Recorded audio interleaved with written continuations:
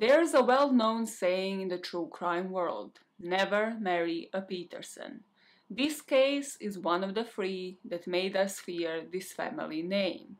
Did Michael Peterson kill his wife Kathleen, or is one of the bizarre theories a valid representation of true events of the night of December the 9th, 2001?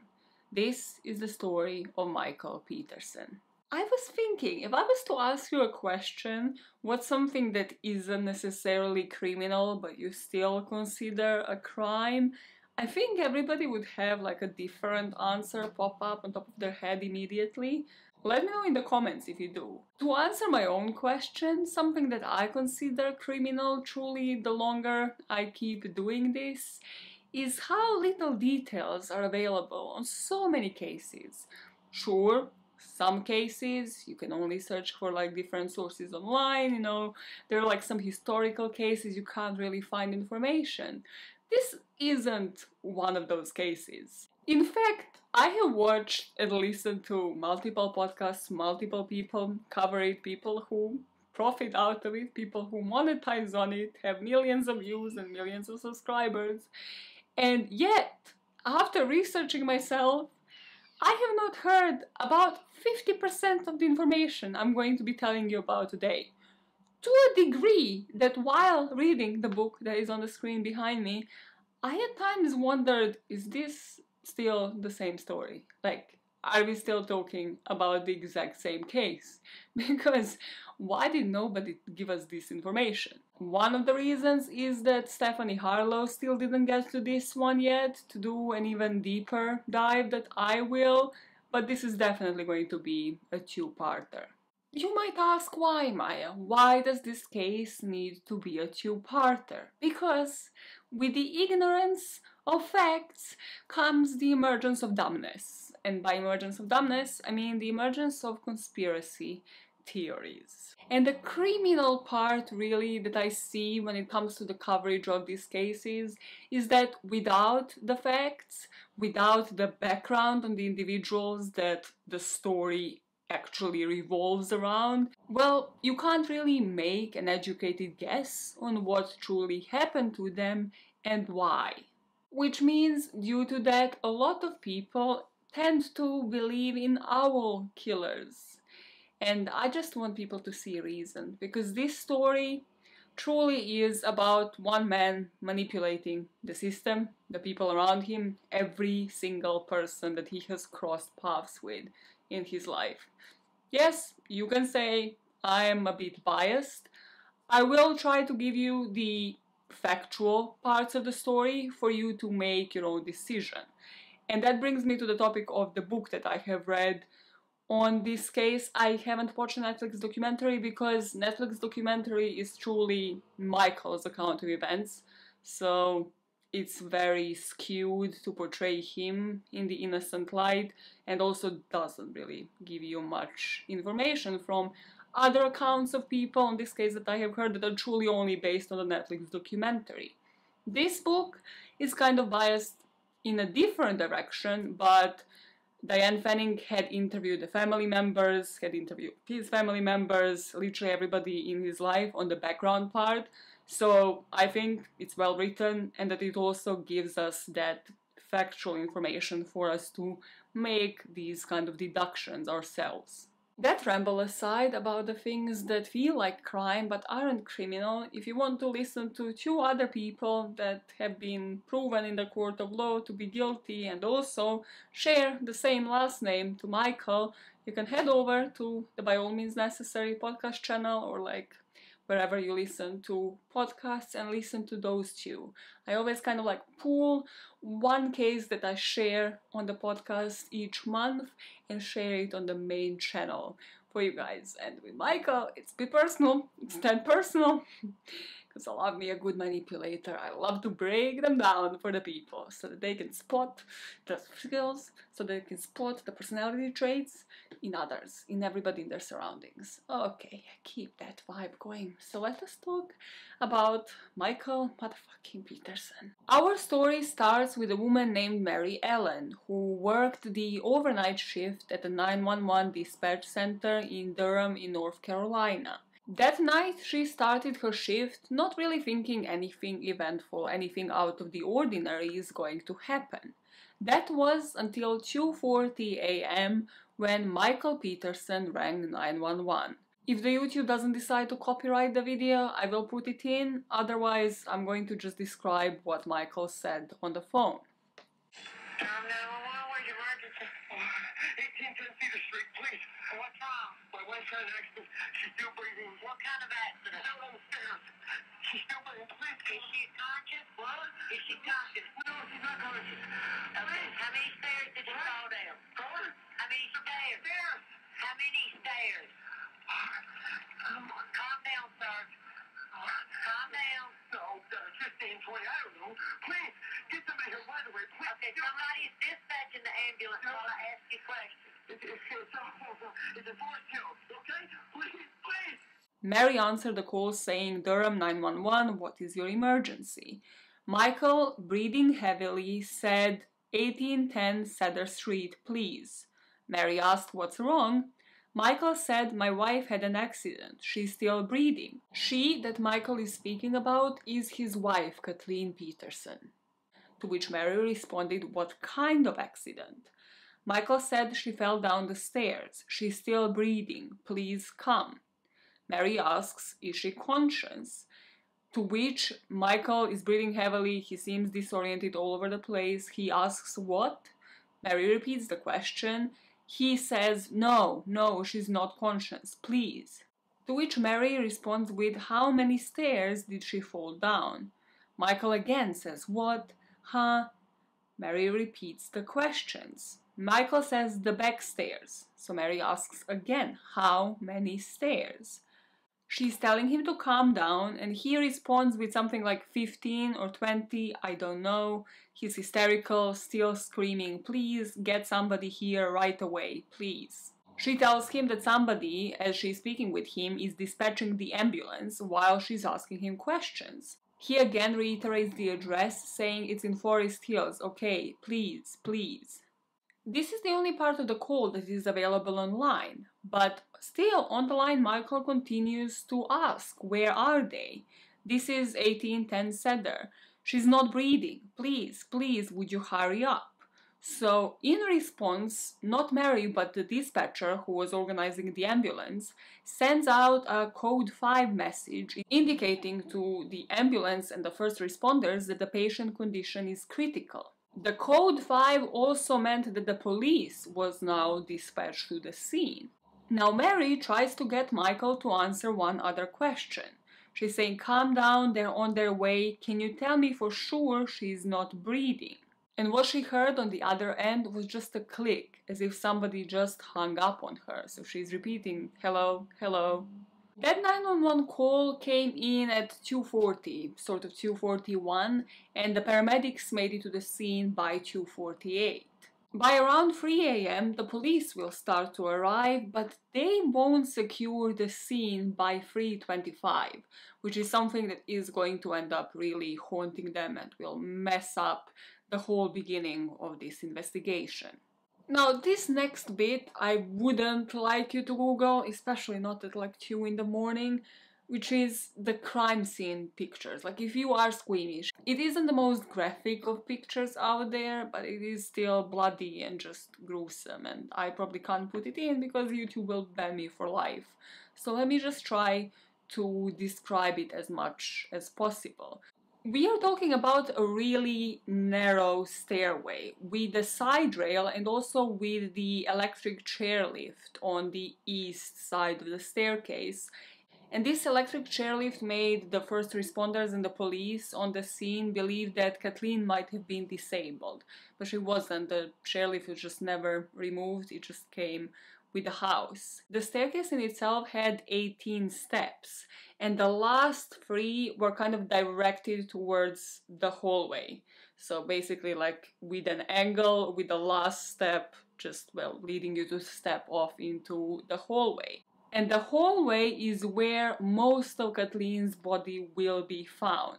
So the way that the first responders encountered Kathleen was with her neck broken and her head lying on step number 18, with a lot of blood splatter all over the walls, and the rest of her body was facing the hallway. With her legs just outstretched, both of her socks will be soaked in blood, and next to Kathleen will be only one of Michael's trainers. Next to Kathleen will also be a roll of paper towels just lying by her left foot. The paramedics and the police will kind of conclude that it seemed as if somebody was trying to clean up the scene.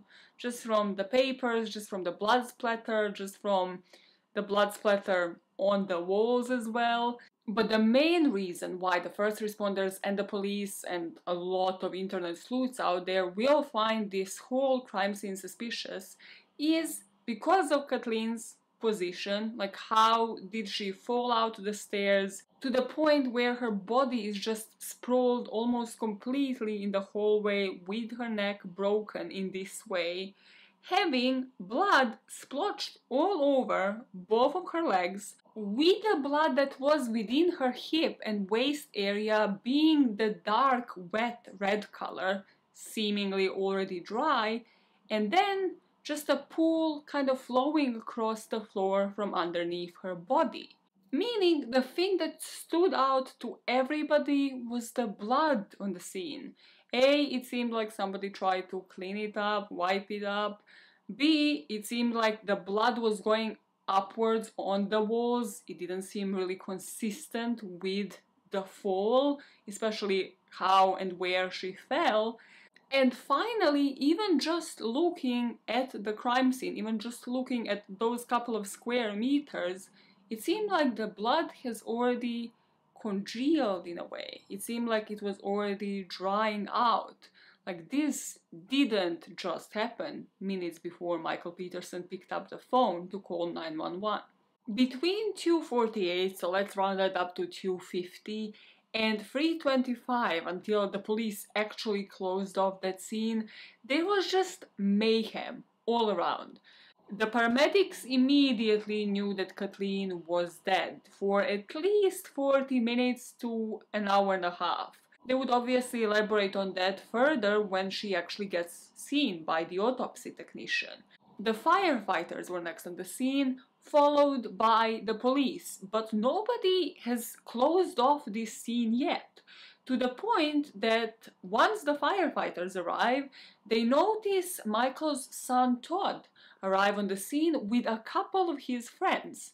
They've been out partying and they just returned to the house, and it seemed like Todd has returned to the house once before and then had gone off to call some of his friends to come because his dad was in the state of shock.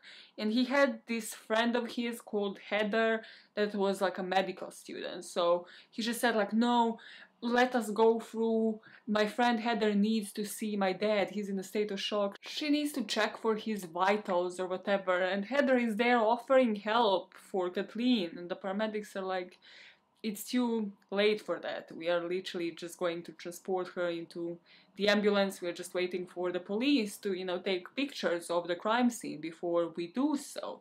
So Heather goes to check up on Mike, who at this moment was outside in the patio section, just kind of not responding, in a state of shock. When Heather approached him, Michael just stood up and started pacing back and forth, just crying and moaning. Around 3 a.m., Sergeant Borden enters the crime scene, and he immediately spots 3 red flags. So even before making it to the staircase, he observes some blood prints in the kitchen. It seemed to be like smeared blood on the kitchen drawer and then on the glass cabinet above it. The second flag was the positioning of Kathleen's body. It looked like the neck had been broken and that also it was in line with the spinal cord.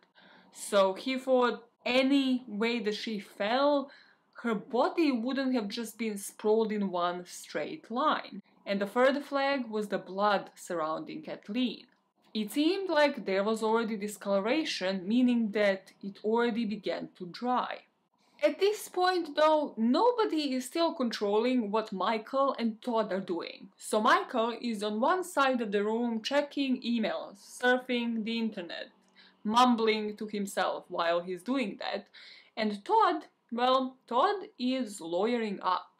From the get-go, Todd Peterson called his uncle, Michael's brother Bill, who was a civil attorney in Durham, and he told him like what has happened. Kathleen has died, she fell down the stairs, and Bill told him he's going to call the clerk, like he's going to call the police station and tell them that nobody is allowed to speak to Michael unless his attorney, his brother, is present.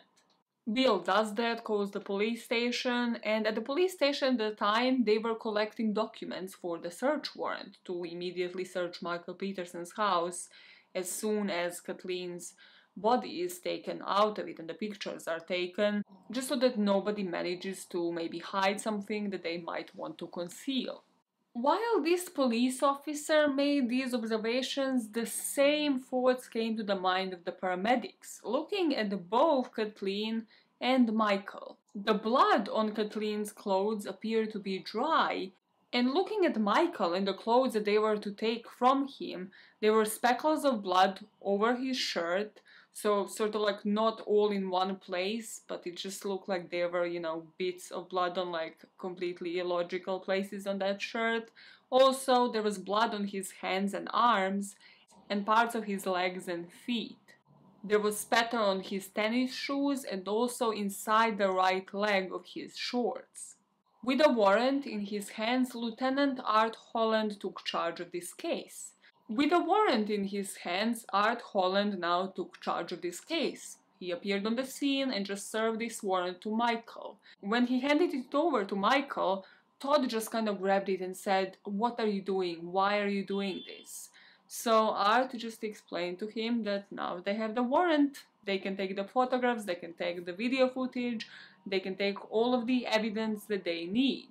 And as Art Holland calmed Todd down, he started speaking with the paramedics on the scene about what they witnessed.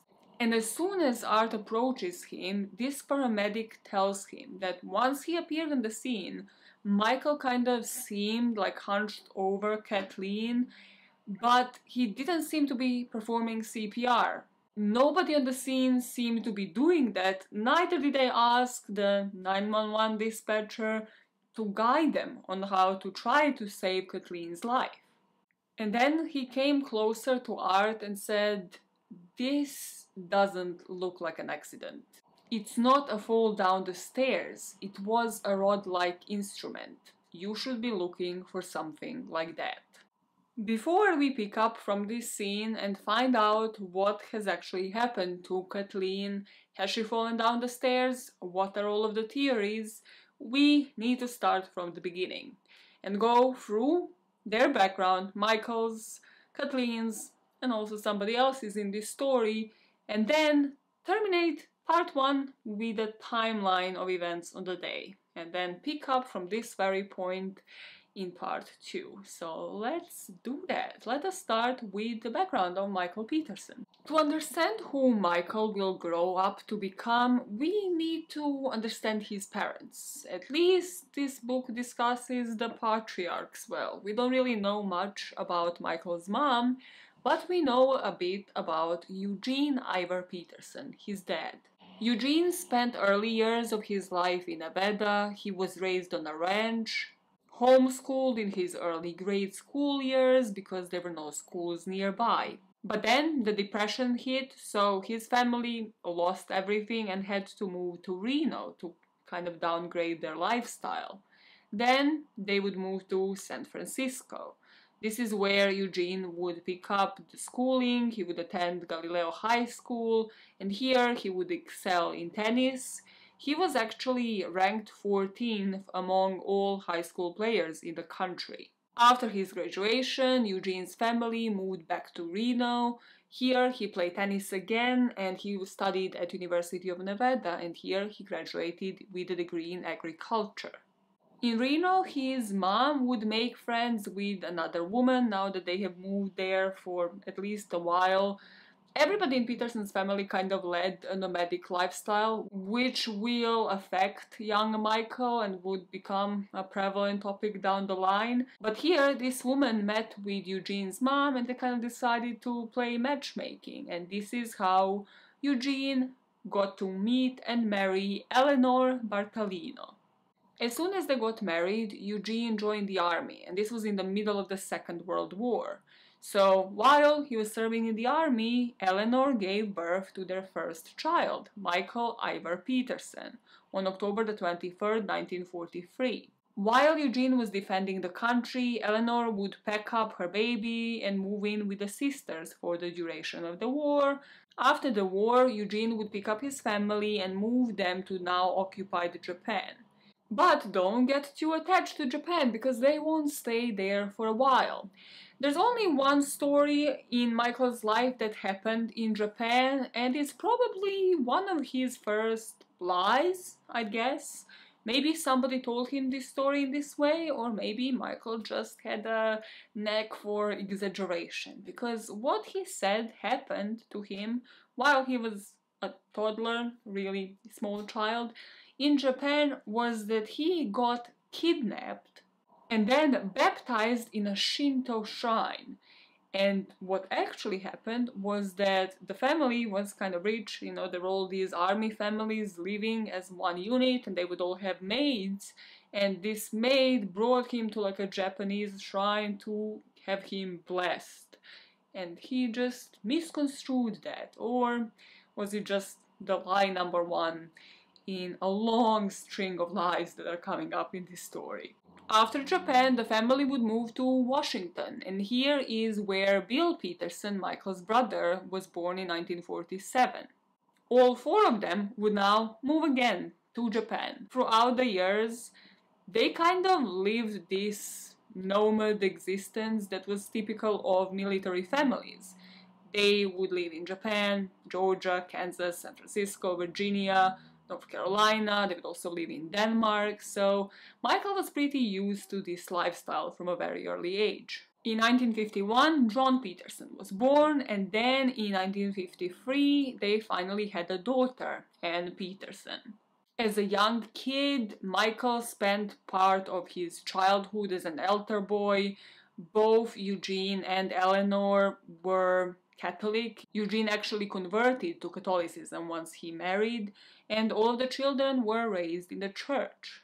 Michael would go on to study political science at Duke University, and here everything he did that was extracurricular was to do with writing, some form of creative writing, writing for the school newspapers, for the annual yearbook, for the campus magazine. He was all over the place, really doing well for himself, being representative of the student union, involved in the campus YMCA. You know exactly the type of person that I'm speaking about.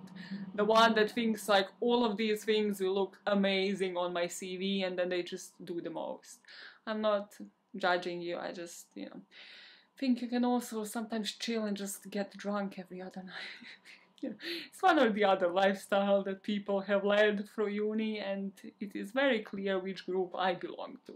In his senior year, Michael also sat at the Interfraternity Council. So here, he was actually involved in choosing the new members for this secret men's society that was founded, you know, by the predecessors in 1913. This order, this secret society, was all about promoting the social spirit at the school. But of course, it evolved with the years, especially when Michael Peterson was there, and now it was more focused on fostering loyalty and interest in the university through anonymous service in student organizations. As the member of this council that consisted of 7 men, Michael was one of the 7 people to select the juniors to take his place. And what he was looking for was character, qualities, and potential for leadership and outstanding service to the university. Even before he graduated with a major in political science, on one of his journeys back home, wherever back home was at that time, this time it was in Pennsylvania, Mike would meet Patricia Bateman, that we would call Patty from now on because that's what everybody called her. And here he would kind of immediately have feelings for Patricia, and they were reciprocated, so they started seeing each other. After he graduated from Duke, he started studying law at the University of North Carolina. And this adventure would only last for about a year, because he kind of started creating enemies already. He was against this university ban on speakers that claimed the Fifth Amendment rights should be used during congressional hearings. And then the second thing that kind of was the tip of the iceberg, the straw that broke the camel's back, was that he assisted this law professor in this controversial, famous case, and he assisted the professor to defend this gay man charged with sodomy. So that pretty much sealed the deal on Michael's law career, but he wouldn't really suffer for too long, because even his first job was kind of in a high power position. Mike graduated sort of in the midst of the Vietnam War, so during the Vietnam War, Pentagon was sending the ground troops to Vietnam. And this provided like a pool of jobs, of vacancies for defense consultants. So one of these companies hiring for Pentagon hired Michael Peterson as a systems science analyst. But before he started that job, in 1966, Mike and Patty would finally get married. Soon after starting this job, Mike was actually sent to Vietnam to work as this defense analyst. And this is one of the most interesting bits in this story that truly speaks about who Michael was as a character. Because during this job, he was supposed to be one of the people working on the study to determine whether two or more mechanized divisions could win the war. And here is where his superiors told him the truth is irrelevant. Only thing you need to do is make convincing arguments. Then we can send these convincing arguments to these divisions. Even if they're pointing to the contrary, just put these biased findings forward and conceal the truth. And Michael was really disgusted with the atmosphere because obviously this wasn't the only study. He was disgusted by the reports that he would be seeing about how people lied about the amount of deaths, the amount of people dying, and how those reports differed to what was sent back home. But he wasn't disgusted enough to leave this job, to go back home, back to his wife, change career pathways. He just continued doing it, and in fact, it really inspired him to become a writer. Because, he was only doing that as a hobby during his university years, but now he was like, no, let's put this with my vision and let's actually put the pen to the paper and start writing. I have this unique experience of what I'm witnessing. I should put a pen to the paper, write this great story, the Hemingway style. But he thought for him to really write the story, to really feel it, he needs to fight in the war.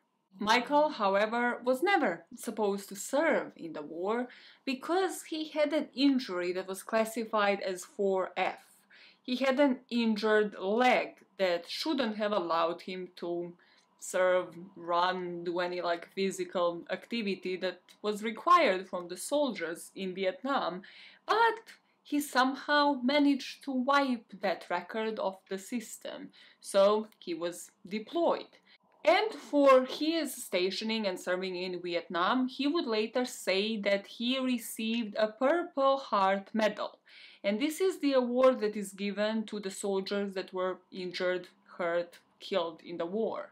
But what actually came to light years and years down the line was that Michael actually, again, bent the truth to suit him. He never received this medal. People that he instructed that worked under him did, because Michael was responsible for the accident that got them injured. So basically the book kind of summarizes this, like he was the one giving the orders on when the soldiers should retreat one day from like the enemy fire. But he froze, he underestimated the time that they're gonna get to them, he didn't give them the signal on time, so a lot of soldiers got hit, and some of them got severely hurt, paralyzed. That was the instigator for this medal.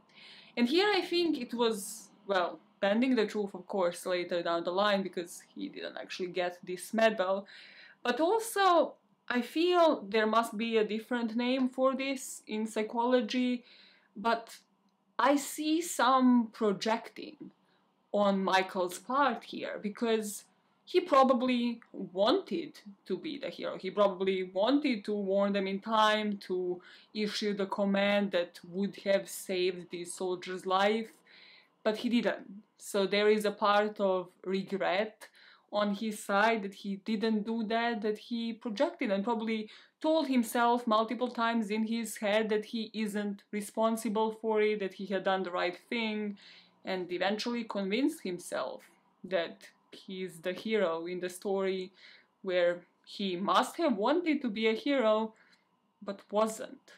After this, Michael got an honorable discharge, and he got it on the basis of medical disability. I'm not sure if this was fake, if Michael was actually one of the people that was partially hurt during this incident, or whether it was just stated that it is medical disability because they wanted him out of there due to this incident. And this is when him and Patty moved to Germany. Michael and Patty would be moving in between Durham in North Carolina and Germany, different little small cities in Germany, because Patty really liked it, and she also was teaching in primary schools, so she managed to find jobs in those areas. And at this point, Michael got kind of like benefits after he was discharged from the Marine Corps, and also started studying at Duke again. Through her teaching job, Patty met two people that are going to become prevalent in this story.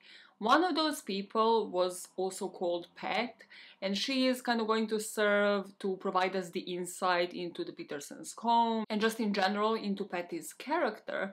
And then there was another friend called Liz. Both Pat and Liz would later say that it always seemed like Patty was walking on eggshells around Michael. That a lot of times when they would agree to meet up with Patty to see a concert, to see a performance, her husband would also appear. That he seemed to be kind of controlling, and also didn't like for somebody else to tell him what he can or cannot do. And in this environment, in 1974, Peterson's first son was born. His name was Clayton, and he was soon followed by the second son named Todd in 1976. Liz would become Clayton's godmother, and Pat would become Todd's, just showing you what a close bond both women had with Patty. All three women really loved children. I mean, all of them were teaching in primary school, so they were teaching really small children, but Liz at the time also opened a private school in her home. So Liz is somebody we need a bit more in-depth information about, because she's really one of the main characters in this story, so let's talk about her. Elizabeth N Mckee was born on November the 3rd, 1942. Throughout the first part of her childhood, her parents would shorten the first two names into Betty Ann, and that is what she would be known as. She would leave this name behind once she entered school in 1960, and from that point on, she would introduce herself as Liz Mckee to everybody. She landed her first teaching job shortly after graduating, but she always yearned to work at a place that was more exotic. Because she grew up on the outskirts of Rhode Island, so she always wanted to pursue her dream for an adventure and to see the world. Finally, this wish of hers would be granted, because the Department of Defense hired her as a teacher in Japan's North Island of Sapporo. Besides teaching, one of Liz's passions in life was really about creativity, whether it was her musical talent, her piano skills. Liz would be one of those people on every party that people would ask to sing. When she would hear a song once, everybody said that she was the person who could repeat it with ease and grace. Somewhere in between the teaching, the singing, the traveling, Liz became friends with another teacher, Patty Peterson. That is how their paths have crossed. And once she met Patty, there was only one thing missing from Liz's life, and that was a husband. And she found one in a tall Texan who was an Air Force navigator named George Radcliffe. In 1978, now all of these families are stationed in Germany. George and Liz would get married, and Patty would actually be Liz's maid of honor at the wedding. And Liz's family, Liz, George, and two daughters that they are going to end up having, were living just across the Petersons' household. So sort of across the street and then a couple of houses down.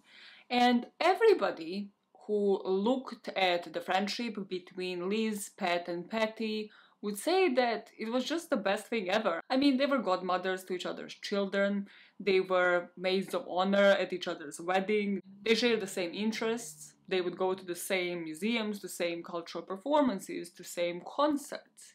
Everybody looked at this friendship as like a really wholesome unit. Everybody, that is, but Michael Peterson. In June of 1981, Michael's youngest sister, so if I remember, Anne was the youngest in the family, she and her husband John actually came to Germany to stay there with the Petersons for about 14 months. They used Peterson's house as a base, and then they would be traveling to different cities within Germany. And during this stay, Anne had the opportunity to bond with her brother, like she never did before because of such a huge age gap. And she said that every time, she met Liz, she met Pat, she met all of them. She met all of the people in the immediate friend group. And every time she would ask Michael about Liz or one of the two would get mentioned, Michael would always say, nah, the two of them are crazy.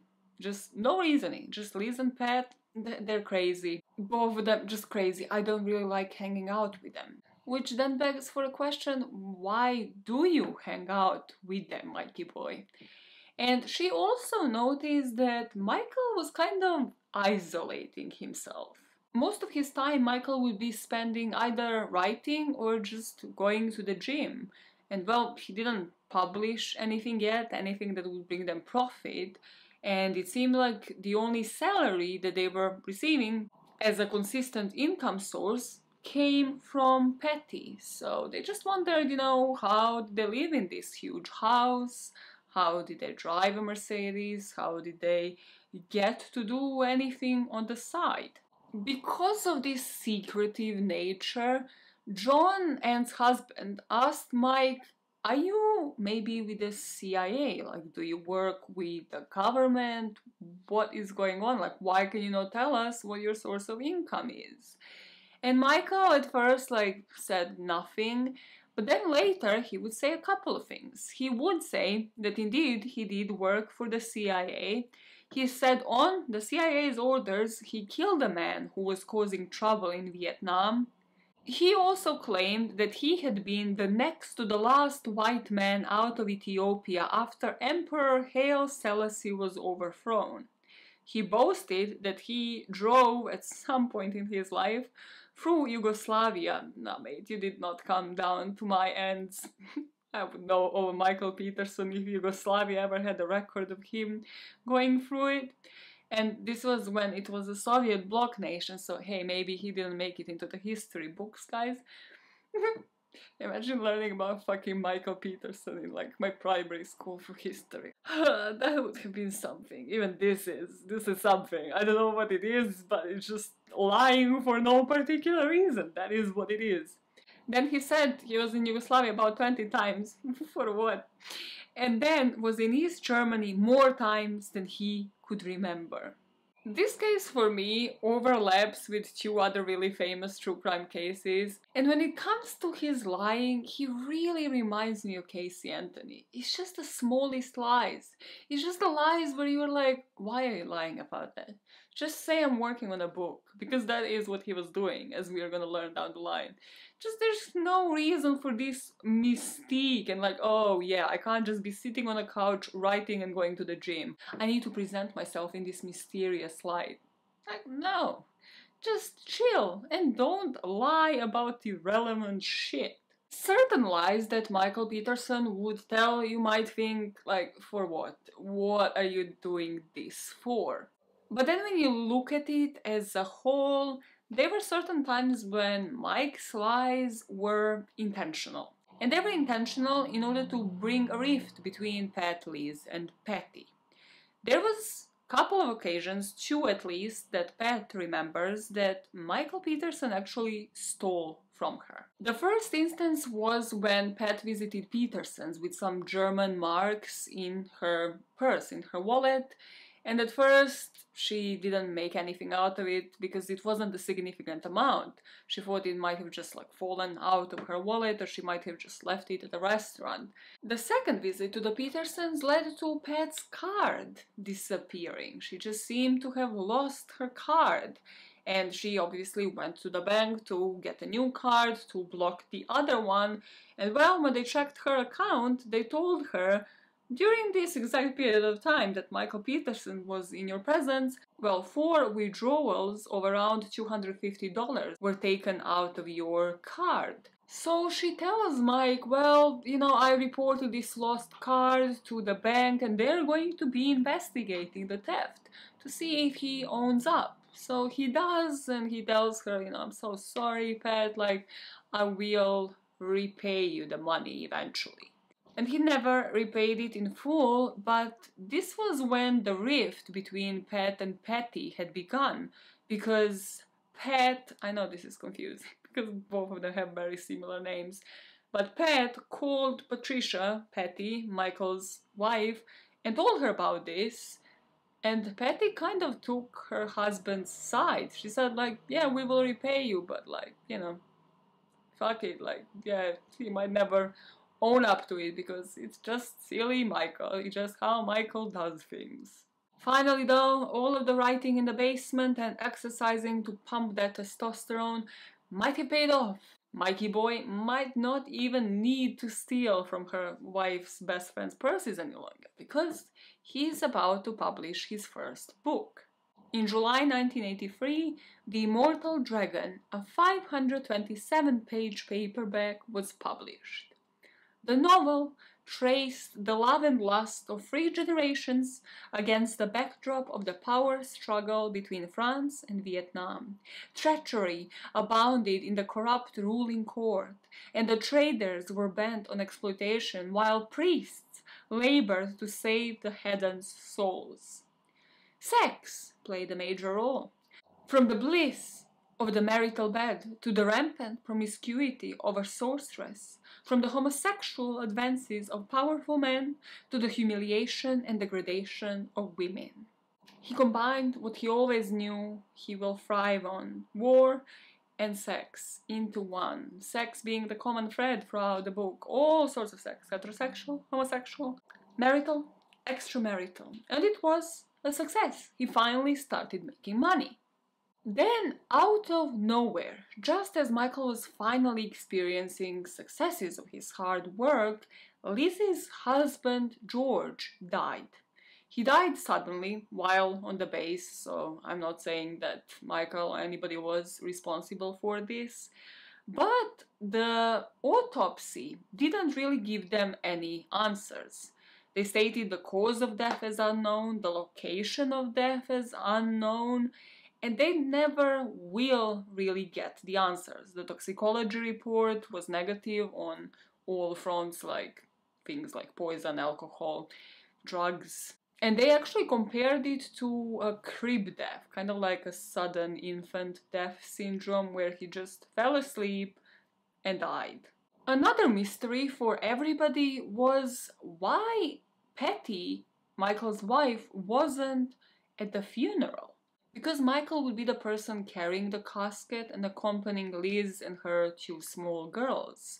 If anybody even started up a conversation about why is Michael suddenly close to Liz, he would say that actually George left her without a will. Like, it's so important to have a will, you just don't even know. And this man died without a will, so Liz's finances are all scrambled, and he has a degree in political science and can help her out with that.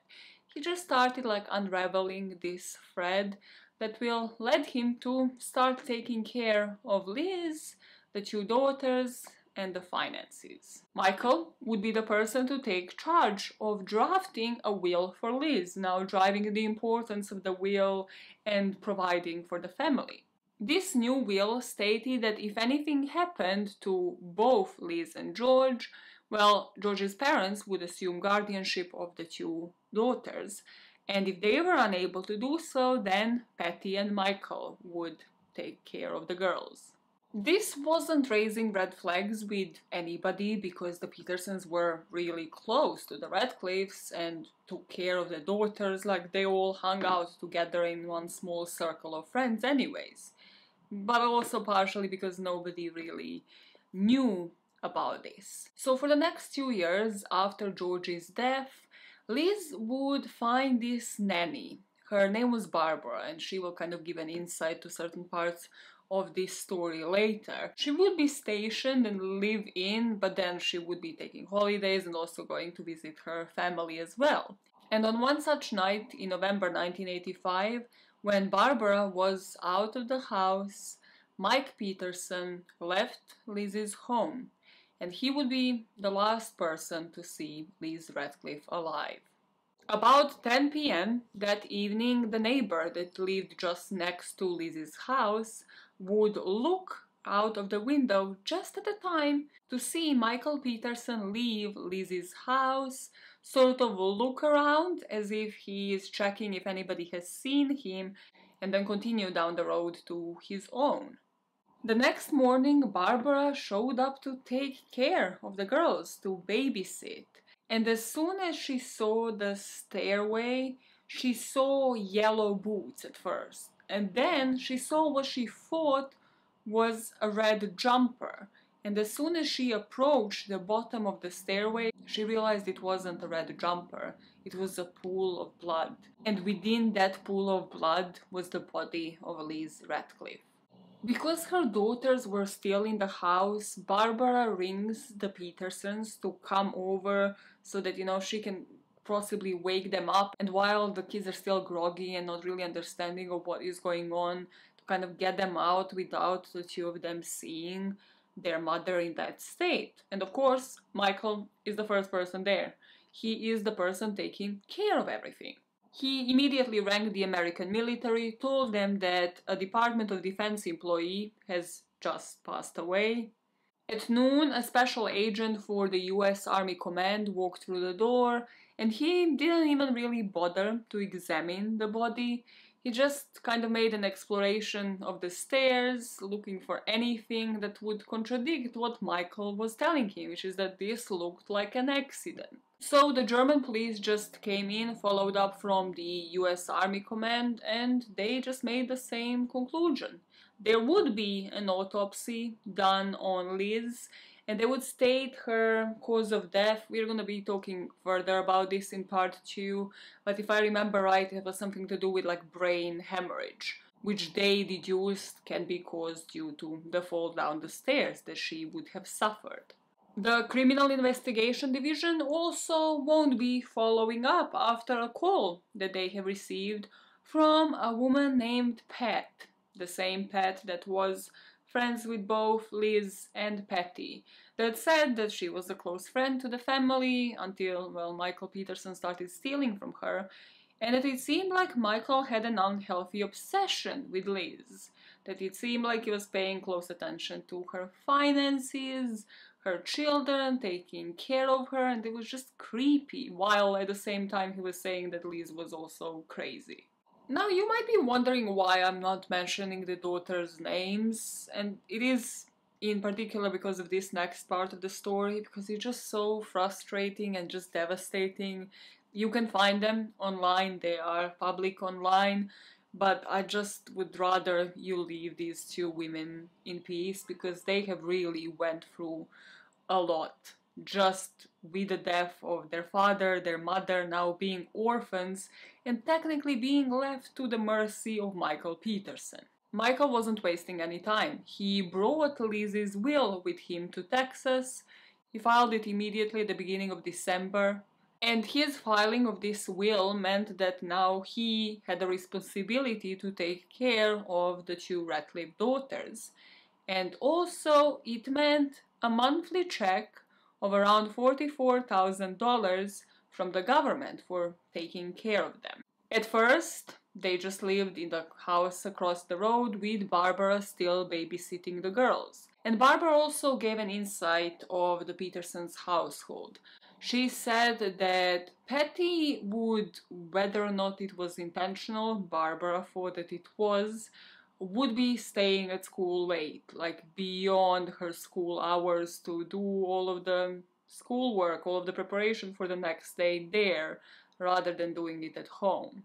This would mean that all of the children, but especially Michael's biological children, would be left with him to be bringing them up, and he wasn't really engaging much. Usually lunch and dinner would be served in front of a TV with them just watching whatever they wanted to watch. But more disturbingly, Barbara noticed how he treated Lizzie's daughters, so not his biological but rather the adoptive children of Michael, and she noticed he had a clear preference for the daughter that was more outgoing.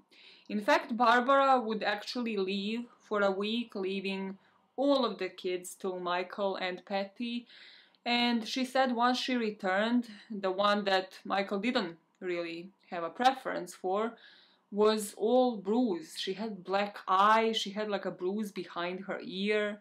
Barbara confronted him and he said that she was a really bad girl and that she needed to learn manners. So he thought he's gonna teach her manners by beating the shit out of her. Barbara would soon lose touch with the two girls because Michael's nomadic lifestyle just had to continue, so he moved from Germany to the US, taking the girls and the whole family with him. And of course the girls missed Barbara, Barbara missed them. But then they would move back and Michael just refused to pay Barbara. So he just wanted that contact between Barbara and the girls to disappear so that he can again be in control of the whole situation. And during this time, he really started seriously considering and taking actions towards getting the girls adopted. He went all the way to getting the girls to move with this soon-to-be adoptive family for like a trial run. But then, according to Michael, the family didn't want to adopt the girls.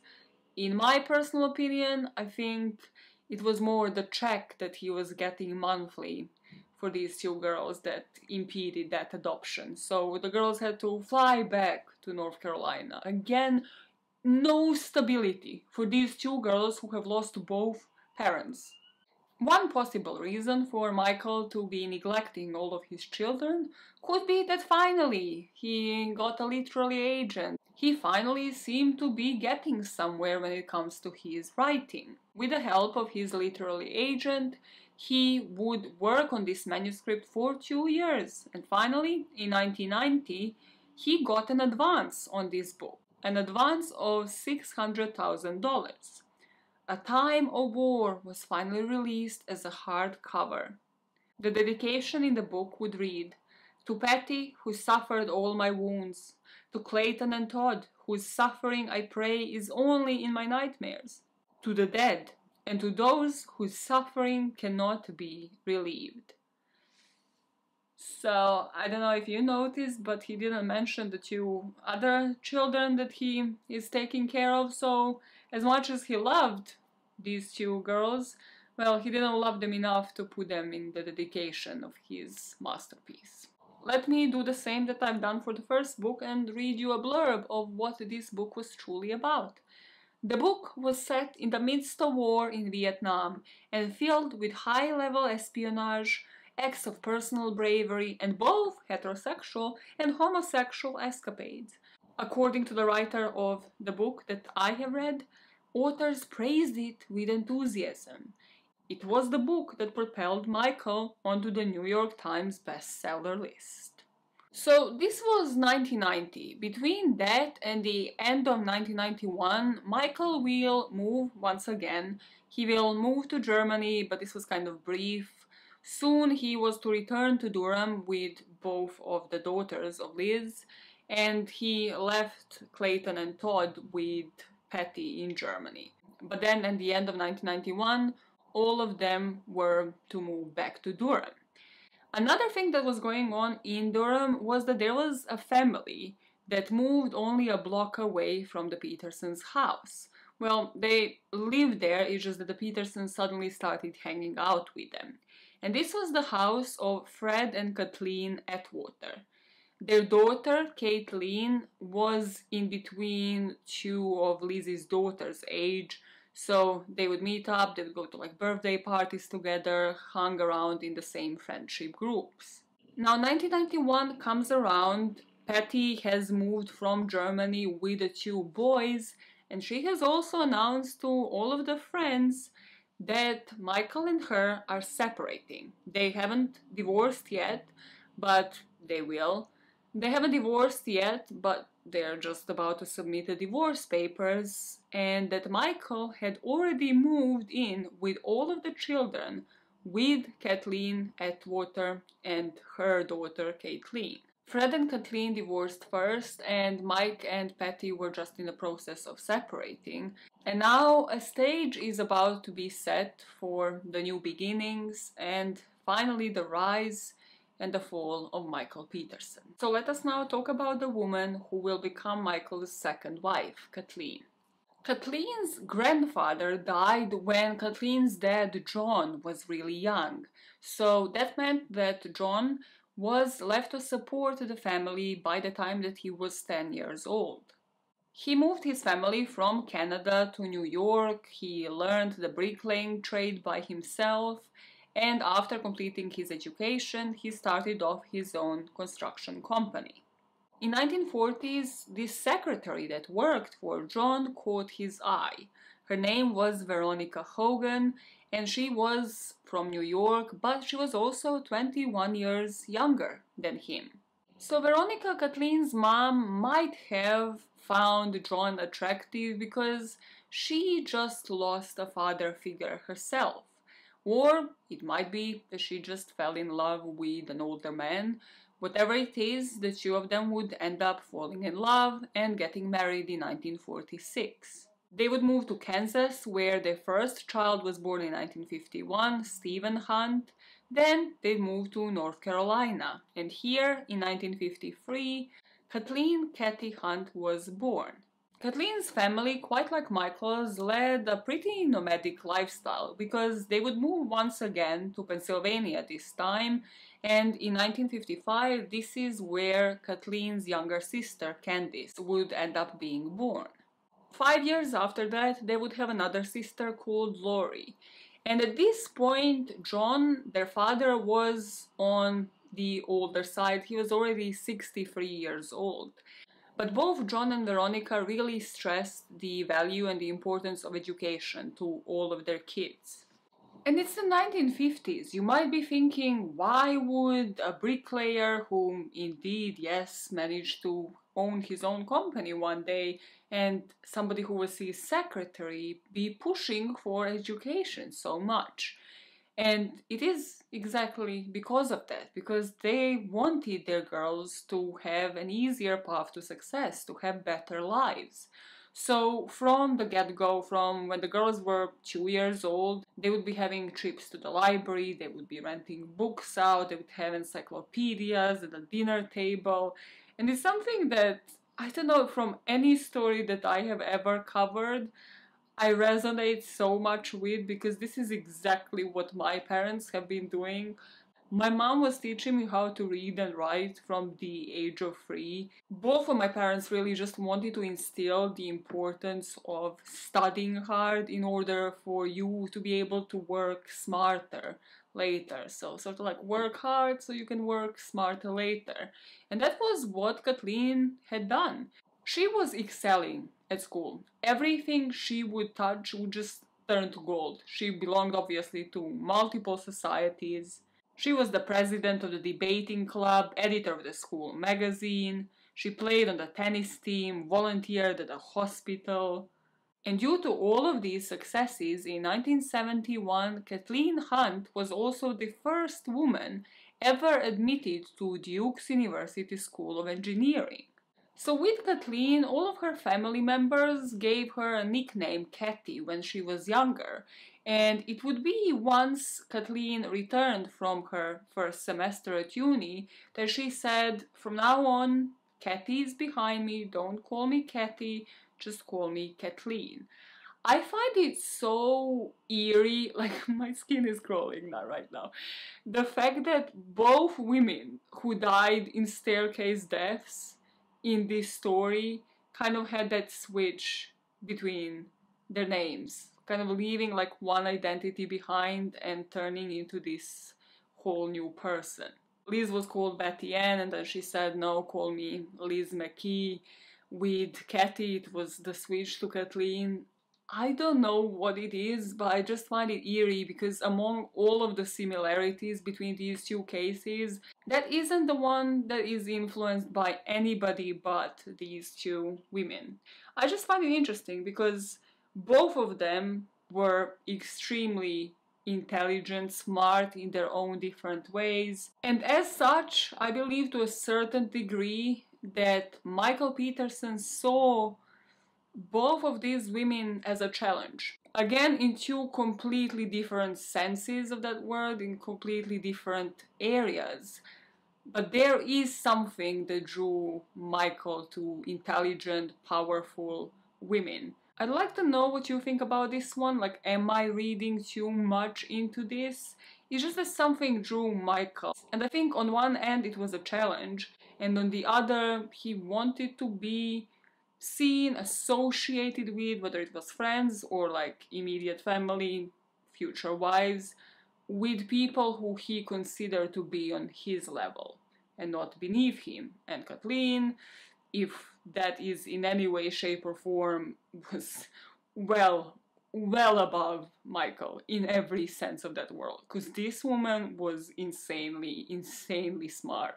Kathleen ended up graduating from Duke with Bachelor of Science in Civil Engineering in '75, and then she married Fred on August that same year.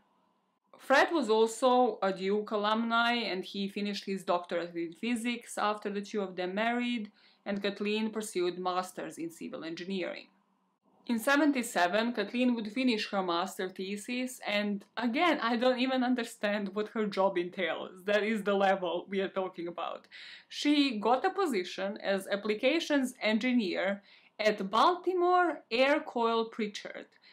Okay, so this company would specialize in the construction and repair of large-scale field-directed cooling towers for use in industry and at power generating facilities. She was an engineer, alright?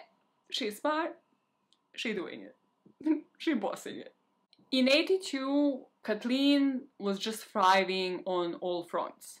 She finally, after some time, managed to get pregnant. She was going through this difficult pregnancy, but she also got promoted that year.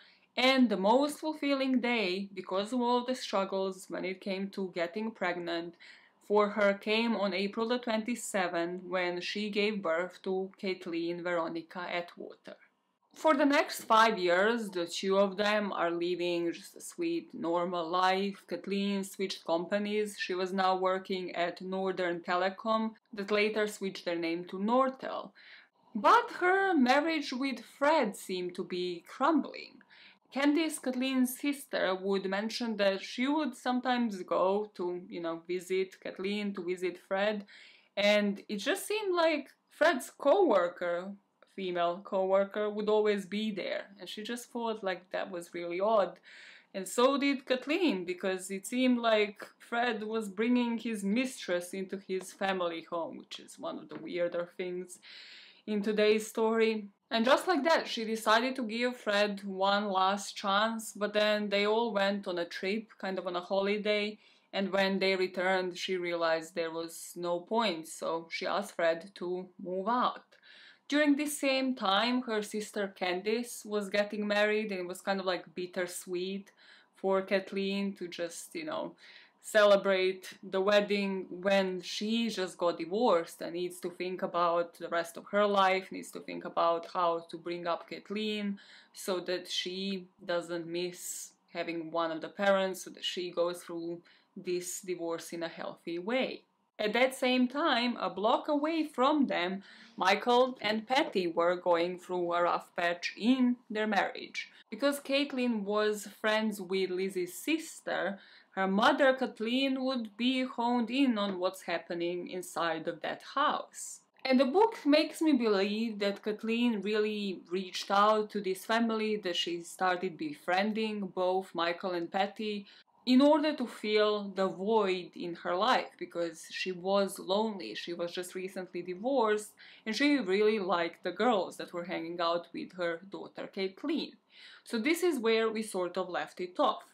Before any form of stability could really settle now with these two families having been divorced, Lizzie's kids still being moved around with the Petersons, Patty and Michael still haven't finalized their divorce.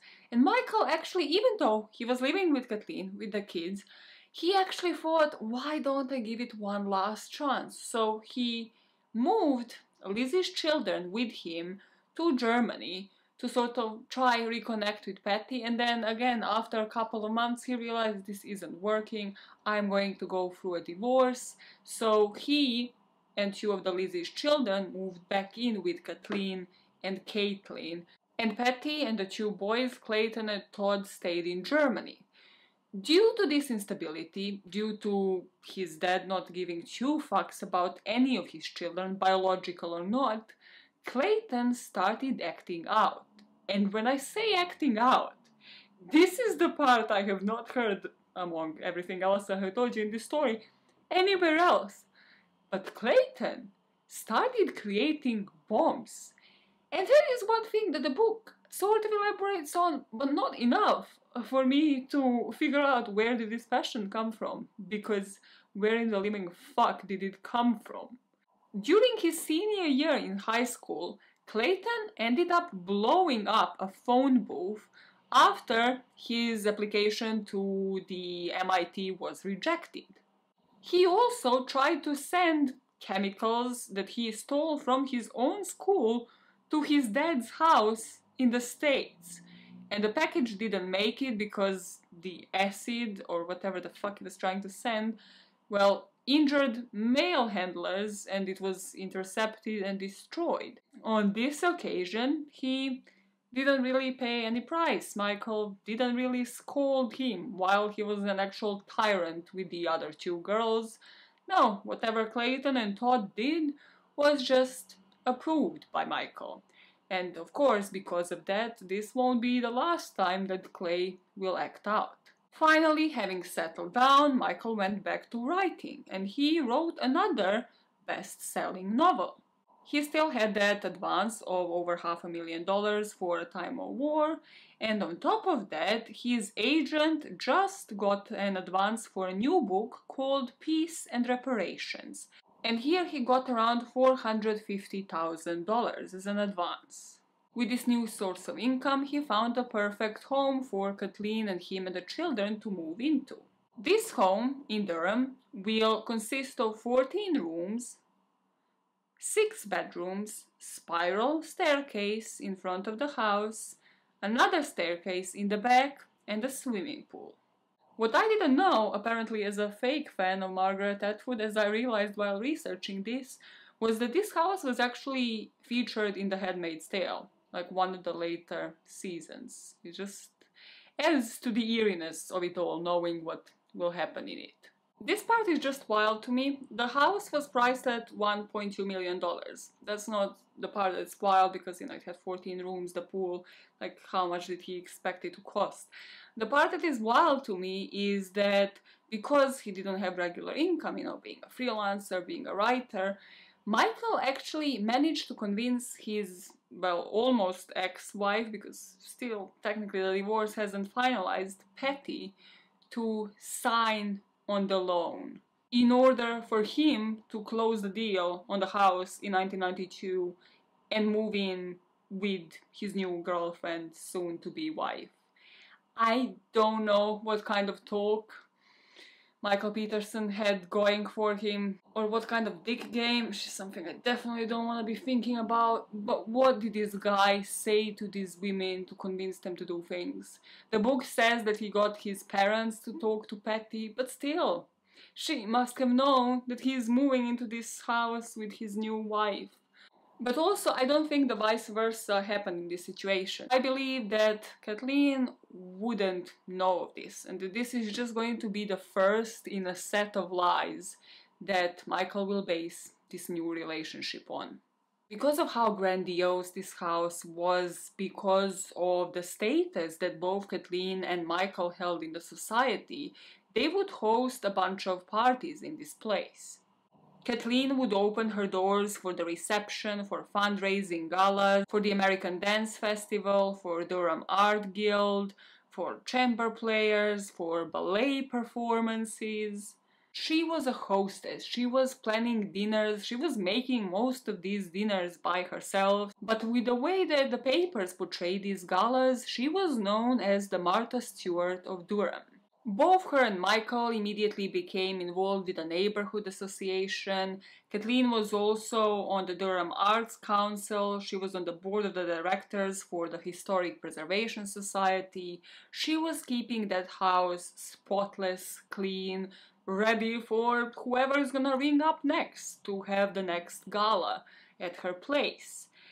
The only drawback, the only flaw really to all of this at this time was the fact that with the move with Michael, Candace, Kathleen's sister, didn't really speak with her for over a year, because Candace always kind of judged the fact that Kathleen moved in with a still married man, that she didn't wait for him to get divorced before she moved in with him.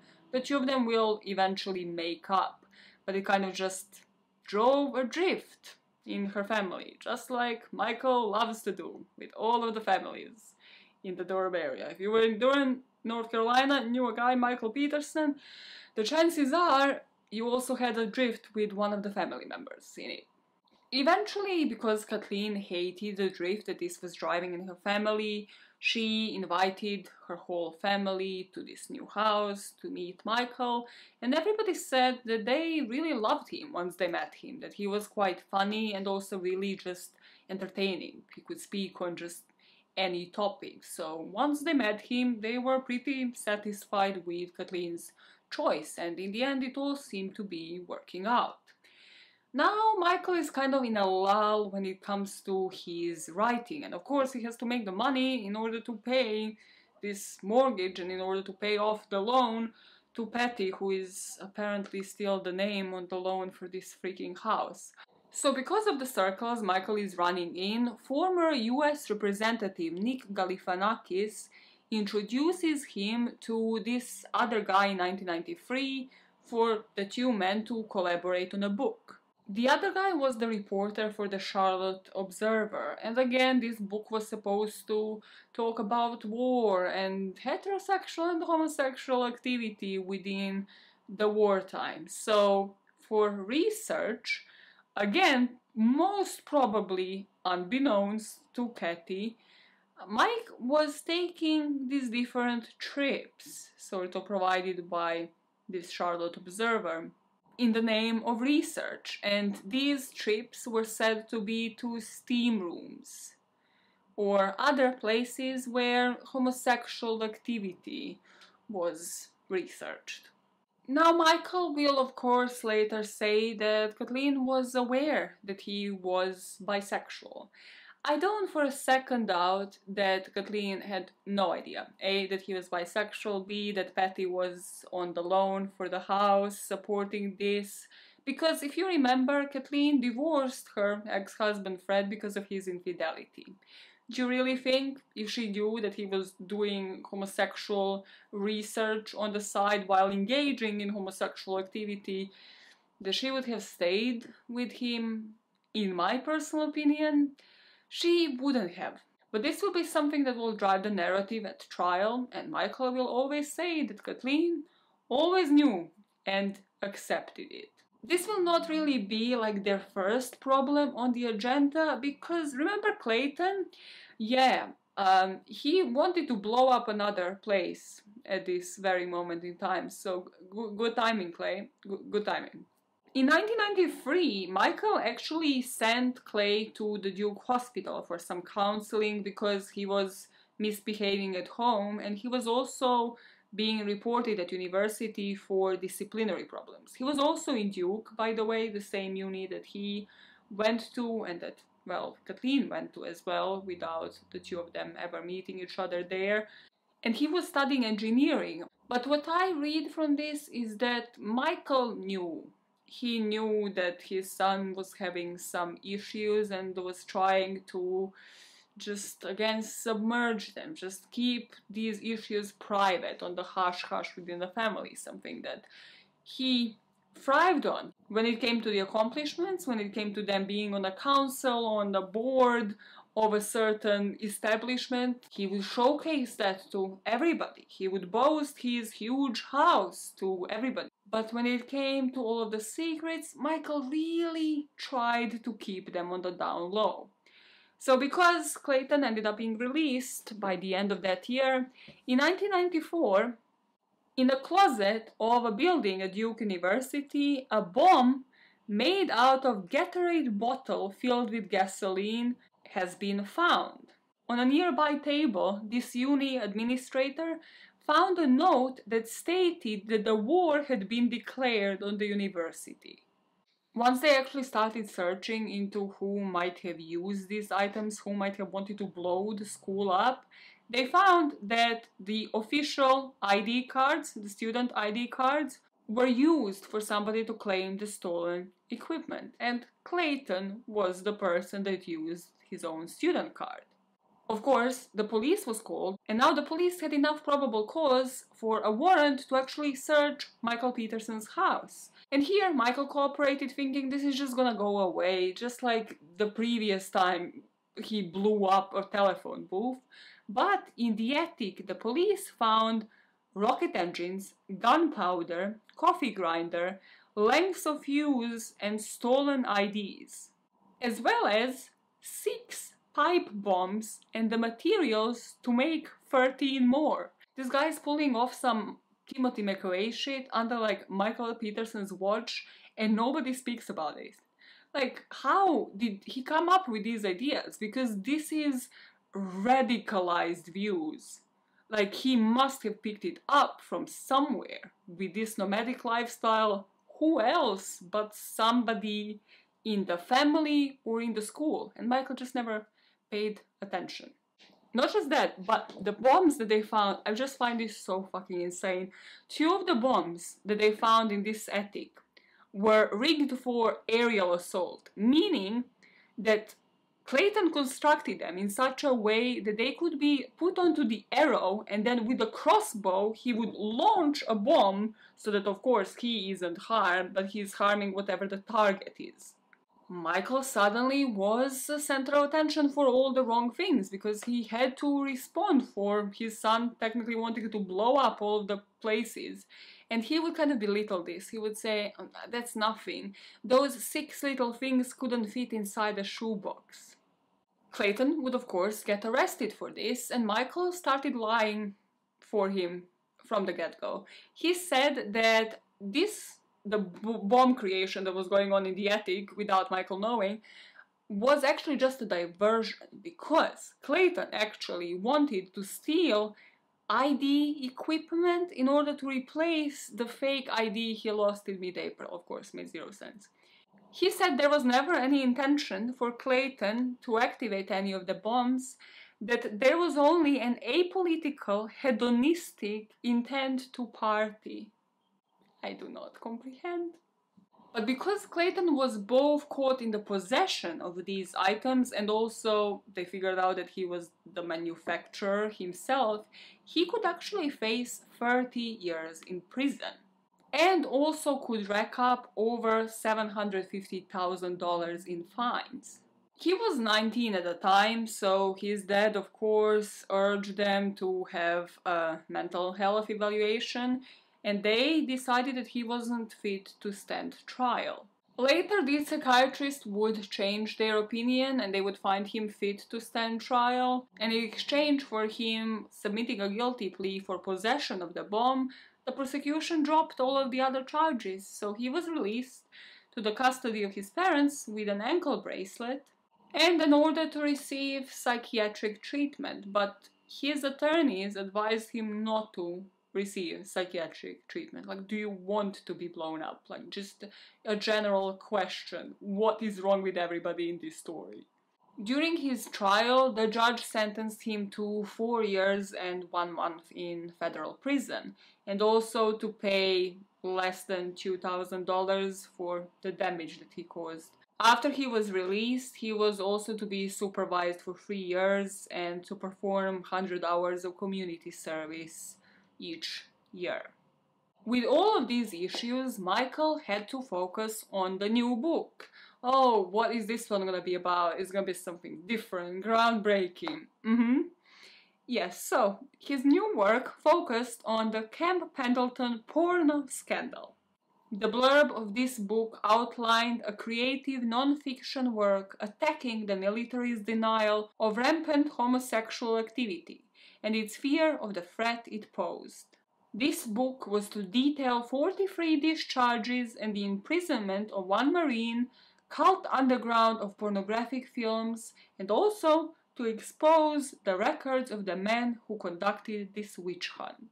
In the conclusion of the proposal to his literary agent, he wrote, "The fear and prejudice of homosexuals is just another in the long line of bigotry, and eventually it will be overcome also. There is no question of this. The only question is when. What, after all, is there to fear?" As he was writing another book, pretending he understands homosexual issues while he is super straight and macho, his first marriage would also dissolve. He would finally finalize his divorce with Patty, and Patty took this to heart. She thought she was marrying for life. She thought she was only going to marry once, and she still, even though Michael lived with Kathleen, called him her husband. So this was quite a hard hit for Patty, but not for Michael. Michael proposed to Kathleen kind of straight after, and then the two of them got married in 1997. Between 1997 and 2001, the events that are really central to this story happen, Michael really just started de-escalating, just showing more and more bizarre behavior. You know when you're on a roller coaster and then it just slowly goes up, the tension builds, and then you just go downhill from that point on. Yeah, this was the downhill point of that. And it could have been for all sorts of different reasons, for all of the pressures about him paying rent, about making sure that he needs to have another book ready, for all of the pressures of the secrets that he was hiding from his wife, like his bisexuality, like the fact that his wife was still on the loan for this house where he's living with his wife, the load of pressure that Clayton brought with the bomb building, having son who is in prison now. It's really your choice. It could be everything combined. But once Kathleen and Michael married, Kathleen's sister Lori spoke about this particular event where Michael and Kathleen went on holiday to like Paris. And I mean, both of them had a high status. They lived in this huge house, organized all of these galas. They had money.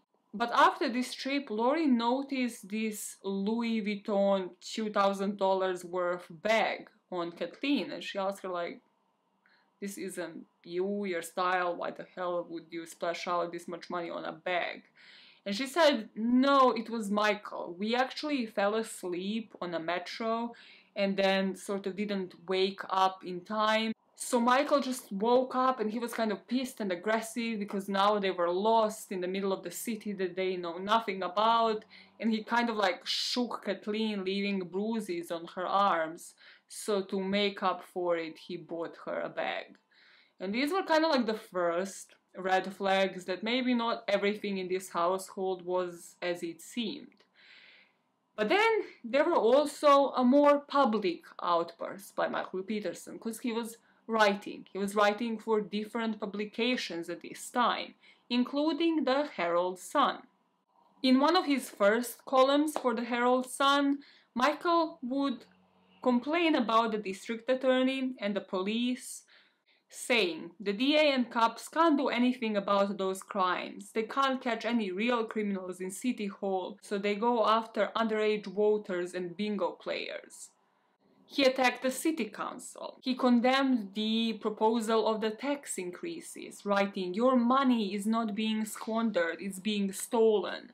He would write against the police department, saying that cops are underpaid and deserving of our appreciation, but the administration in particular is making poor decisions. This is the best paragraph. As I say repeatedly in this column, stupid is stupid, wrong is wrong, and it doesn't make any difference who commits the dumbness. He or she needs to be outed. This is like Wendy Williams' deaf to all style, but he's publishing it in columns on like daily basis. And while he's infuriating everybody that walks and talking shit about everybody, Kathleen is again just as graceful and as competent and smart as she always was. She got promoted at her new company, Nortel, and she was now in charge of 3,000 employees in the offices in Dallas, Ottawa, Toronto. And due to this job, she also started amassing stock options and getting money for that as well. Meanwhile, Michael, because he's writing against the police, the government, the tax increases, he thought he knew it all, and he also thought that he could relate to the public. So he would actually run for mayor. In 1999, his 4-point platform promised he would stand up against drugs, gangs, illegal weapons, and he was going to promote racial harmony and merge city and county government and return power to the people. And in order to empathize with people, he added a picture of him, his wife and children, his house in Durham, and said, "I love Durham. It has been my home for 38 years. My children have grown up here." He kind of forgot to mention that he has been living in about like 100 places and has also brought the next level of instability to his family, the point that he was divorced, you know, all of that negative stuff. No, let's focus on the positive. He's a loving and doting father and husband. And this is while running for mayor when he finally goes too far. I love when these things happen. I love it. Because remember the Vietnam War? Remember how he said he got the purple medal? Is that what it's called? Purple Hearts? Yeah. Well, in an interview with a journalist, he showed the wound that he got during his time while he was serving in the Marine Corps.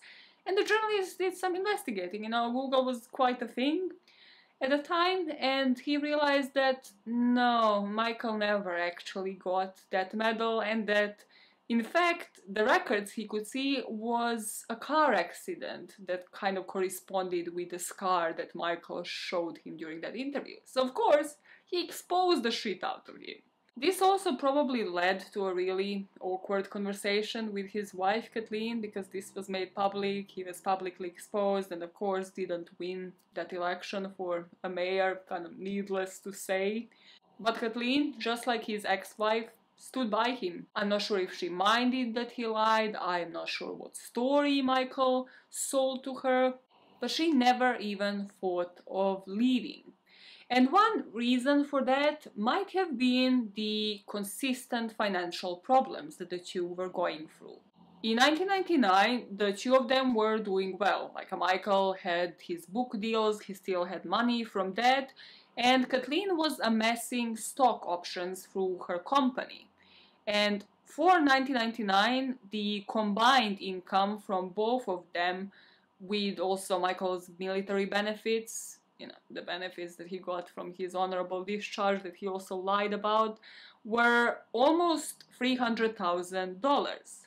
But then, in 2000, Michael, most probably because of how outspoken he was against everybody, wouldn't earn any money through his writing or any other job for that matter, so they depended on Kathy. And this is where, in this book, we learn one of the grimmest parts of this story that just shows you how calculated Michael was. Because after, in the court, when they would look and assess the financial struggles that Mike and Kathleen were going through, they would also realize that Michael was still cashing out on Lizzie's 2 daughters. And that is because he has never adopted them. He knew that he would benefit more if the 2 of them were still orphans. That is just the cruelest, most sinister thing out there.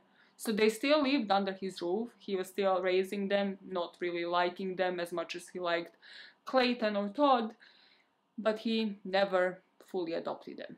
In September 2000, Kathleen's stock values were peaking. They were at the highest level, but then suddenly they took a turn and the stock prices plummeted, meaning that her company started downsizing, laying people off, and Kathleen was constantly, in the last couple of months of her life, making calls to her friends and family, saying that she's scared that she's going to be laid off.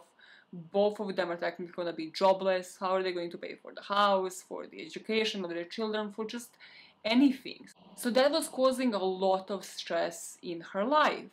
She was displaying it in a normal way where she was discussing it with people, whereas Michael was taking it out on everybody yet again, including the family dogs. There was this incident in the book, and as much as I am scared of animals, I never had a pet, this is just insane. So the 2 daughters, Lizzie's daughters, were just around the pool when Michael just came out like screaming, pissed off about something, whatever the hell it was, and started beating the shit out of this dog. And the kids kind of intervened, and Michael was just like, why do you care? Like, he was doing something, like whether he was running in the pool, whatever the dog was doing, he apparently again deserved the punishment, because Michael knows what everybody in this house deserves. And then the next time, when he spoke to Lizzie's daughters, he said that that same dog actually ended up having a heart attack and that he drowned in the pool. The dog went into a pool, had a heart attack, and then drowned in the pool. So both of the girls' minds were kind of racing, thinking the same thing. Was this just another outburst in violence that nobody could prevent? And was Michael just completely de-escalating? And what will he truly do next? By the end of 2000 and beginning of 2001, the financial situation was just going from bad to worse. Both of them, well, truly Kathleen, because she was the only one working, let's be honest, accumulated over $100,000 in debt because their expenditures were just exceeding their income. Kathleen would say to her friends and family how she's tired, doesn't even have the time to see a doctor, that she's not enjoying what she's doing, and that she's not enjoying her life. And Candace and everybody were just extremely frustrated because they were thinking, what is Michael doing to help this situation? Is he writing a new book? Is he looking for other jobs? You know, there are other jobs for him to be doing to provide for the family, even if he is not doing writing at the time. And also, if he is not doing anything really, why is everything in disarray? Everybody who went to Peterson's house in the last couple of months of Kathleen's life just said it was completely different to how Kathleen used to keep it up. I mean, they did used to have a maid when they were doing well to clean the house up. It was a huge house. But now it was just mess everywhere. And when Kathleen's sister Lori came to visit, she said like the dogs, the ones that didn't die of heart attack, also just looked neglected. Like she removed a leather strap off of one of the dogs and it just looks like there was a strain that had been there for quite some time. But there were no alarm bells in anybody's heads because Michael was always sitting at the computer. Like people would come visit and Michael was just sitting at his computer. They would be like, okay, he's a writer, he's doing, just keep quiet, you know. He's working on his next masterpiece, next New York Times bestseller. Michael wasn't really writing during this period of time. I mean, he was writing. He just wasn't writing a book, a manuscript. He was corresponding with a sex escort, a male sex escort, because remember, he was publicly bisexual to his wife and everybody else? Sure. He was writing to a guy named Brad. One of his search histories led him to browsing homosexual pornography. And as he was like corresponding on these online chats with people super interested into this research, somebody gave him a number for Brad, a male-to-male sexual escort. Brad identified himself on these websites as a 25-year-old regular athletic guy, 6'1". He would describe the dimensions of his chest, of his waist, of his genital area, especially focusing on how well endowed he was. And he posted his standard rates, and they were $150 for an hour and $700 for an entire day. You could even spend a vacation with Brad for a measly $2,000. And there was also a page containing all of the testimonials from the satisfied customers.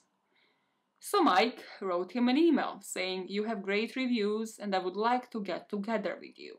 He tried to arrange a day date with him, and to sort of entice him, Michael sent him a description of the homosexual films that he himself made when he was in the Marines. He would say that some of his friends did films for him, but he never did, even though Michael himself, describing himself, was better looking and better hung. Mike started encouraging Brad to visit him next week, and he would conclude all of these emails with the fantasies about his and Brad's future sexual escapades. And he would conclude saying, just to make sure that Brad is aware, "Evenings are not great for me. I'm married, very happily married, with dynamite wife." This is what the script says. I'm not scripting this. I would not say dynamite wife. Yes, I know, I'm very bi, and that's all there is to it. These emails would eventually end by the end of September, because Brad was kind of trying to make sure that Mike knows that this is just business, that he's going to have to pay him. And then he kind of seems like Brad stood him up, lost interest, and on September the 30th, he emailed him an apology because he kind of didn't really respond for a while, but Michael would never respond. Michael possibly didn't respond because at the time he might have been down because he was running for another election, this time for the city council by the end of July 2001. And you know how with some people they would take this to mean like, you know, try harder, maybe don't shit all over every single establishment in the country. Well, Michael really didn't take this well. In fact, he actually started again spitting venom in the columns that he was writing for Duke University newspaper, the Chronicle, and on his own website. This is where we go into the timeline of events preceding Kathleen's death. On Wednesday, December the 5th, Michael would send an email to Kathleen while she was at work. The email would say, "Here's the scoop on the Independent," a Durham news weekly outlet. "There were no invitations, but we can still go. Let me know if you want me to call in. Or we could just show up at the door Friday night. You looked great last night. If only we hadn't gone to Powell Lim. Let's work on our marriage tonight." Now, if you think about this email, at least to the police, the investigators later, it will kind of seem like Michael was trying to make up for something, for whatever happened at Powell Lim, that he might have been in a doghouse. Why do they need to work on their marriage?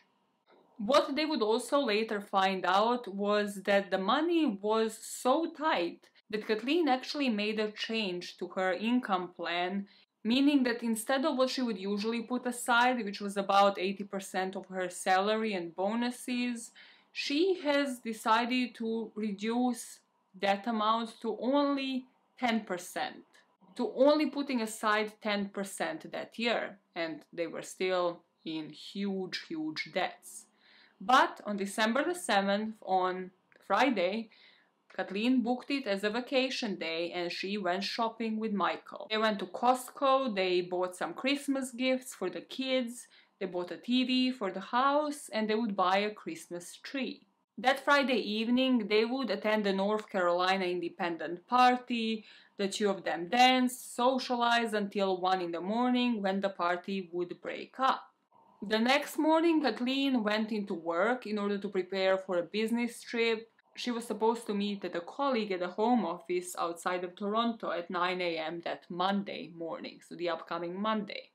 That afternoon, at Peterson's house, around 3:30 p.m., hundreds of files end up being deleted from Peterson's PC with this purging program that's called Quick Clean.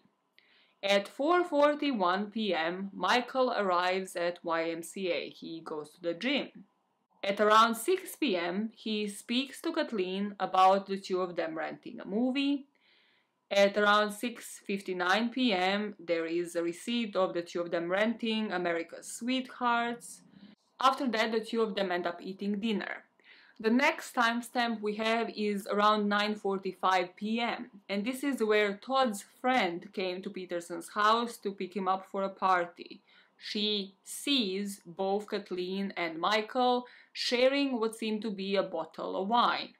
At around 10:20 p.m., the two of them leave, the friend and Todd.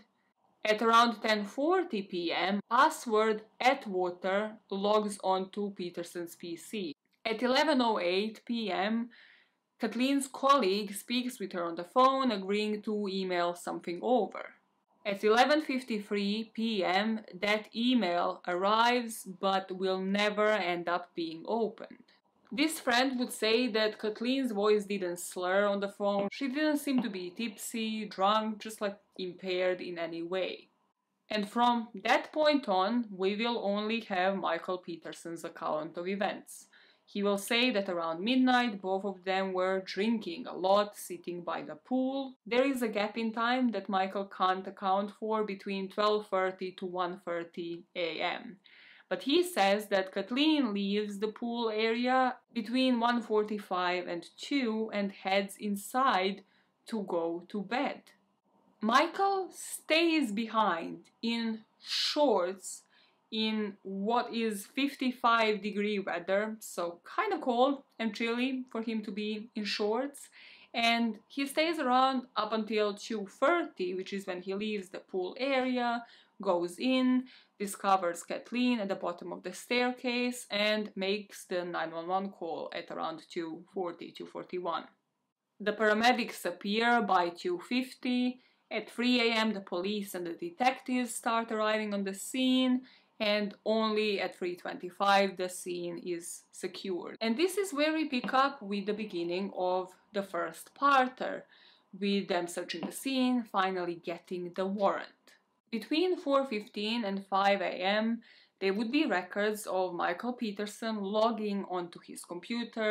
The police is just going to be sort of observing him as they're processing the crime scene, just mumbling to himself. But what they won't learn until much, much later was that Michael Peterson, at that very moment, was deleting some crucial emails from his PC. And that is where we are picking up in part 2. Going into the police investigation from that moment on, and finally into Michael Peterson's trial, where they are going to connect all of those dots, hopefully, or will they? And then finally discuss all of the theories on this case, because what if Michael Peterson is innocent? What if this is just an accident? What other theories are plausible apart from him being guilty? Let's have an unbiased account. And then, what's that saying? Paul's your uncle, Fanny is your aunt. Whatever, you make your decisions. That is the point. That is not what that expression means. What does that expression mean? I have lost it. I have officially lost it. You have seen the sunshine, have seen the darkness behind me. I have been here for a while. So if you like this kind of long form videos, make sure you like, subscribe, rate the podcast on iTunes or whatever it's called. Apple Podcasts. Man, nobody called it iTunes in like 100 years. But yeah, leave me comments on, well, A, did you know any of this information from like any other source? Did I miss out on anything? Because that is also possible, because this book had like almost 500 pages, so that's something.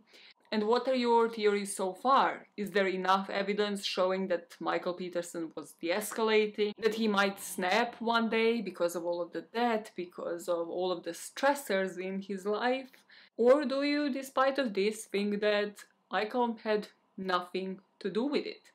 I mean, truly, you need the second parter to make that decision, and that should be out in the next couple of days. Well, if you're watching this on YouTube, I plan to release the first parter like Wednesday and then the second one Friday or Saturday. And then, if you're listening this on, by all means necessary, podcast channel, it's gonna be Monday, and then mini-sode instead of mini-sode on a Friday. Cool? Schedules, working it out as we go. Why are you still hyped? You have been recording for like 5 hours. It's gonna be a great editing process. Yeah, I'm leaving you with outtakes where I'm asking for your help on what some comments mean. Listen, nothing makes sense anymore, but at least, I'm not raging in chronicles about like police and tax increases and making people hate me. At least I'm not taking my stressors out on animals and lying to everybody about the activity that I'm doing on my laptop. That laptop you just search is about true crime. As you like it and as you know it. I shall be seeing you guys shortly. Goodbye. The energy is there. The energy was there. The energy was on point today. Alright. I think you can see like the little pillow ears. Listen, today is gonna be a long one. Just prep yourselves mentally, physically, emotionally. I don't know, go. If you had planned a long run, go do that now. I have my stress ring on. You're ready. We're on this. We're on it. Also, just a quick advice from the not so pro clearly. Don't look crime scene pictures up at you in the morning. Unless you want them to flash before your eyes at like 4. Yeah.